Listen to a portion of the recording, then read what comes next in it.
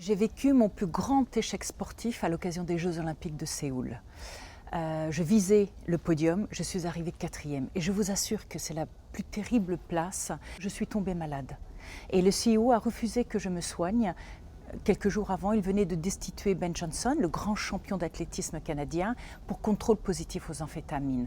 Je portais en moi un tel sentiment d'injustice face à un monde sportif qui ne faisait pas la différence entre les athlètes qui se dopent et ceux qui ont juste besoin de se soigner. Et pendant 10 ans, j'ai toussé à chaque fois que j'étais dans une situation un peu déstabilisante pour moi, que j'avais peur, etc. Bien sûr, j'étais en partie responsable de cet échec. 3 raisons. La première, je n'ai pas su prendre soin de moi. Et à ce niveau-là de challenge, de compétition, il est très très important de faire attention à sa santé. Ce coup au moral que j'ai pris a fait que je suis tombée malade. La deuxième raison pour laquelle j'ai échoué, c'est parce que les grandes victoires se gagnent d'abord dans la tête avant de se gagner sur le terrain. Ce qui veut dire qu'aujourd'hui, face à tous les grands challenges de ma vie, psychologiquement, je me prépare toujours. Alors vous me direz comment ? Eh bien, par la visualisation positive. Ça, c'est un exercice que les athlètes utilisent beaucoup.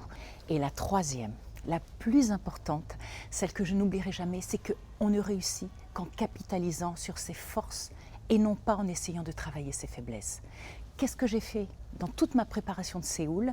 Je me suis dit, voilà, mon point fort, c'est l'artistique, mon point faible, c'est la technique. Donc, comme je m'entraînais 7 heures par jour, je vais focaliser les 2/3 de mon temps à travailler mes faiblesses. Comme ça, je vais arriver au niveau de mes adversaires. Et puis, avec mon point fort, je vais gagner. Le problème, c'est que quand j'ai vu ce que faisaient mes adversaires, j'ai pris conscience qu'effectivement, j'avais énormément progressé. Mais elles aussi. Si j'avais un conseil à donner à vous, entrepreneurs, je vous dirais 3 choses. La première, prenez soin de vous. 2, prenez le temps d'analyser ce qui s'est passé, les décisions que vous avez prises pour ne pas avoir à reproduire les mêmes schémas qui vous conduiront au même résultat. Et 3, apprenez à vivre par vous-même et non pas à travers le regard des autres.